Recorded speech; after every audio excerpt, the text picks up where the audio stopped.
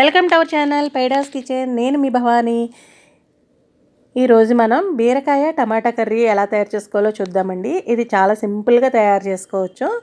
ముందుగా స్టవ్ వెలిగించుకుని ఒక ప్యాన్ పెట్టుకుని 4 స్పూన్ల వరకు ఆయిల్ అన్నది వేసుకోవాలండి. ఆయిల్ హీట్ అయిన తర్వాత 2 మీడియం సైజ్ ఉల్లిపాయలు అన్నవి తీసుకున్నాము. అవి చిన్న చిన్న పీసెస్ కింద కట్ చేసుకుని ఫ్రై చేసుకుంటున్నామండి. ఇది సిమ్లో పెట్టుకుని ఫ్రై చేసుకోండి. ఇది ఫ్రై అయిన తర్వాత ఇందులో మనం 1.5 స్పూన్ వరకు అల్లం వెల్లుల్లిపాయ పేస్ట్ అన్నది వేసుకుంటున్నామండి. ఈ అల్లం వెల్లుల్లిపాయ పేస్ట్ కూడా మనం బాగా ఫ్రై చేసుకోవాలండి. పచ్చివాసన అన్నది ఉండకూడదు. చూస్తున్నారు కదా, ఇలా బాగా ఫ్రై చేసుకోండి. ఇది ఫ్రై అయిన తర్వాత ఇందులోకి మనం 1 స్పూన్ వరకు ధనియాల పొడి వేసుకుంటున్నామండి. 1/2 స్పూన్ వరకు మనం జీలకర్ర పొడి వేసుకుంటున్నాము. 1 స్పూను కారం వేసుకుంటున్నామండి. కొద్దిగా పసుపు వేసుకుంటున్నాము.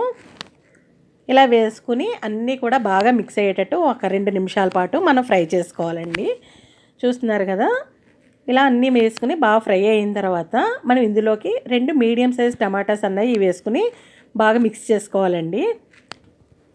ఇది బాగా మగ్గనవసరం లేదండి.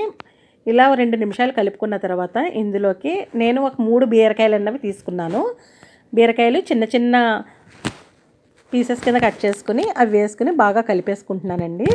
చూస్తున్నారు కదా, ఇలా బాగా మిక్స్ చేసుకుని ఇందులోకి తగినంత ఉప్పు వేసుకోవాలండి.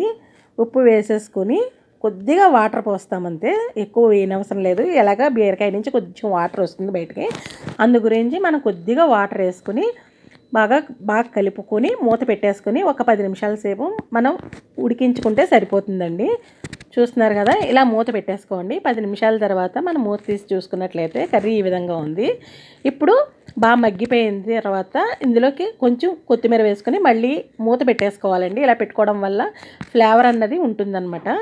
తర్వాత ఒక 5 నిమిషాల తర్వాత మళ్ళీ తీసేసి మనం బాగా కలుపుకుంటే సరిపోతుందండి. చూస్తున్నారు కదా, ఇలా కూర దగ్గర పడిన తర్వాత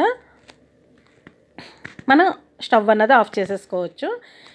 బీరకాయ టమాటా కర్రీ అన్నది రెడీ అయిపోయిందండి. మీకు కనుక ఈ వీడియో నచ్చినట్లయితే లైక్ చేయండి, షేర్ చేయండి, సబ్స్క్రైబ్ చేయండి. Thanks for watching.